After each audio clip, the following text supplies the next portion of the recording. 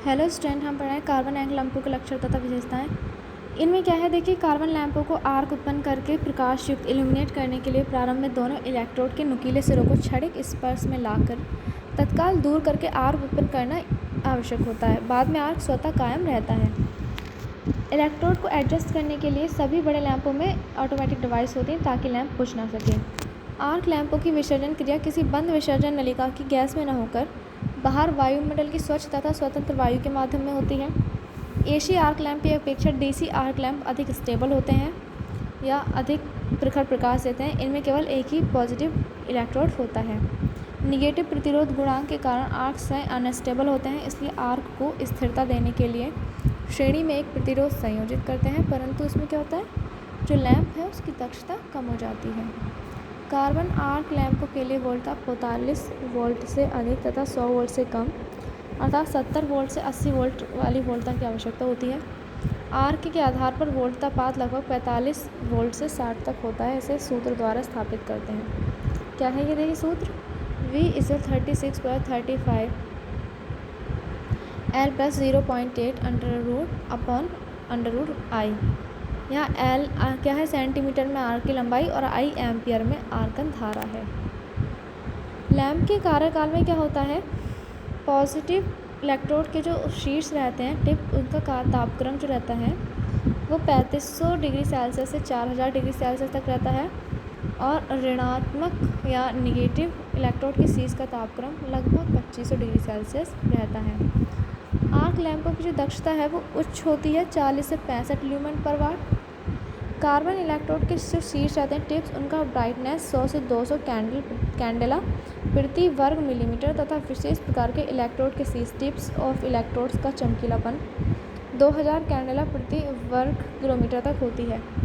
Carbon arc लैंपों में लगभग 85% प्रकाश धनात्मक इलेक्ट्रोड द्वारा, 100% प्रकाश ऋणात्मक इलेक्ट्रोड द्वारा तथा 5% प्रकाश वायु द्वारा उत्पन्न होता है।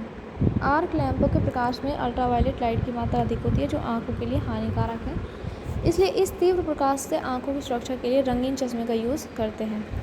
लाइटिंग में ऊर्जा संरक्षण की तकनीक, लैंप सोर्सेज को बदलकर कॉम्पैक्ट फ्लोरोसेंट लैंप होते हैं। उच्च तीव्रता वाले विसर्जन लैंप जो 3 टाइप के होते हैं, मरकरी वेपर, धातु हैलाइड एंड उच्च दाब वाले सोडियम वेपर लैंप। फिर है लाइट एमिटिंग डायोड LED, ऊर्जा दक्ष ल्यूमिनेंस फिटिंग का यूज़ करके, लाइटिंग कंट्रोल गियर का यूज़ करके, लाइटिंग के लिए अलग से ट्रांसफार्मर या सर्वो स्टेबलाइजर का संस्थापन करके। देखिए ये जो चीज़ें हैं ना, ये छोटी छोटी, यही आपके, इनसे ही आपके क्वेश्चंस बनेंगे। फिर है DG सेट।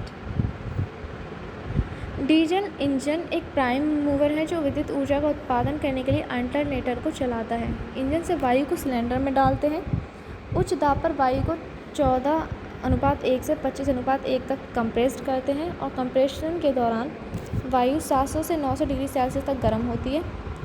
डीजल ईंधन की नपी हुई मात्रा को सिलेंडर में पहुंचाता है, जो कि एक साथ प्रज्वलित होता है। अधिक तापमान होने के कारण डीजल इंजन को कंप्रेस प्रज्वलन भी कहते हैं। DG सेट का चक्र प्रकार साइकिल टाइप के अनुसार वर्गीकृत करते हैं। 2 स्ट्रोक इंजन, 4 स्ट्रोक। ज़्यादातर IC इंजन में 4 स्ट्रोक का यूज़ करते हैं। इंडक्शन स्ट्रोक क्या होता है, देखिए प्रेरणा स्ट्रोक। जब इनलेट वाल्व खुला होता है तो अवरोधी पिस्टन ताज़ी हवा को अंदर ले आता है। कंप्रेशन स्ट्रोक, जब वाल्व बंद होता है तो हवा को 25 बार दाब पर संकुचित किया जाता है। इग्निशन तथा पावर स्ट्रोक, ये इग्निशन है, ठीक, ये आपका इंडक्शन था, ये आपका कंप्रेशन था और ये है आपका इग्निशन। ईंधन को इंजेक्ट किया जाता है, जबकि वाल्व बंद होते ही ईंधन इंजेक्शन वास्तव में पिछले स्ट्रोक के अंत में शुरू हुआ था।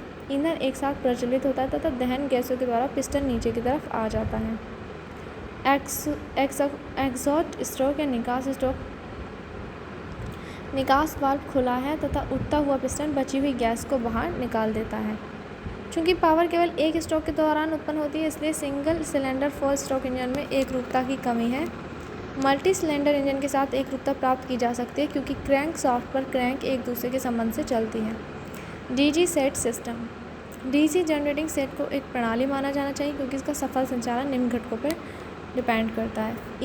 पहला क्या है, डीजल इंजन तथा उपसाधन, AC जनरेटर, नियंत्रण प्रणाली तथा स्विच गियर, फाउंडेशन तथा पावर हाउस सिविल वर्क, कार्य अपने स्वयं के घटकों का कनेक्टेड लोड जैसे कि हीटिंग, मोटर ड्राइव, प्रकाश इत्यादि। देखिए ये बना हुआ है, ये डीजल इंजन है आपका, ये एसी जनरेटर से जुड़ा हुआ है, ये कंट्रोल्स कर रहा है और यहाँ ये लोड निकाल रहा है। फिर है एक्सेसरी फाउंड्रीज होती है जो फाउंडेशन की तरफ जाती है और डीजल इंजन को वो प्रोवाइड कराती है बेस। फिर क्या है ये, इसका एक सेट सिस्टम था। फिर है लोड की गणना कैसे करते हैं।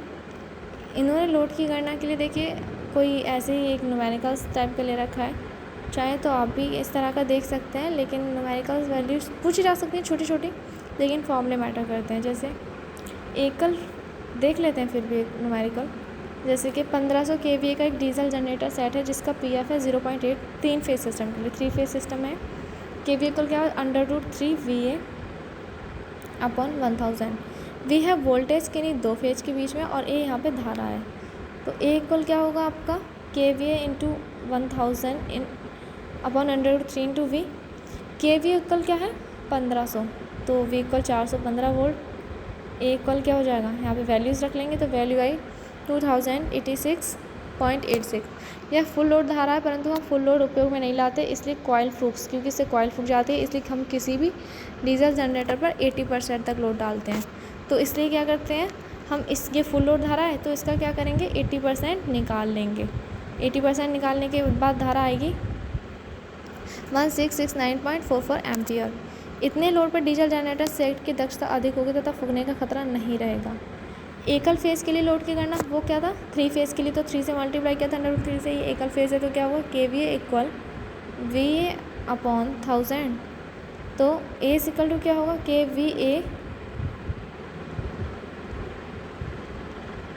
KVA इंटू 1000 अपॉन V, फिर आया 68.18 एम्पियर। परंतु कुल लोड का केवल 80% लाते हैं तो इसका भी 80% निकालेंगे, फिर ये आएगी आपकी वैल्यू। तो देखिए डीजल जनरेटर सेट में ऊर्जा बचत के उपाय क्या हैं। डीजल इंजन की मेंटेनेंस करें। इंजेक्शन पंप का रखरखाव न होने के कारण ईंधन की खपत 4 ग्राम पर किलोवाट आवर बढ़ जाती है। खराब नोजल के कारण भी ईंधन की खपत 2 mg पर kWh किलोवाट आवर बढ़ जाती है। चोक फिल्टर के कारण भी लगभग इतनी ही ईंधन की खपत बढ़ती है। प्रति किलोवाट आवर ऊर्जा उत्पादन में लगने वाले ईंधन की खपत लगातार नापनी चाहिए। बेहतर लोडिंग तथा ईंधन अर्थव्यवस्था के लिए DG सेटों का समानांतर संचालन करें। DG सेट के अच्छे प्रदर्शन के लिए नियमित फील्ड ट्रायल तथा रखरखाव की योजना बनाएं। देखिए जो आपका आया था किसमें, अब थोड़ा सा बेसिक्स देख लेते हैं यहाँ पे। अगर आपके क्वेश्चंस क्या आते,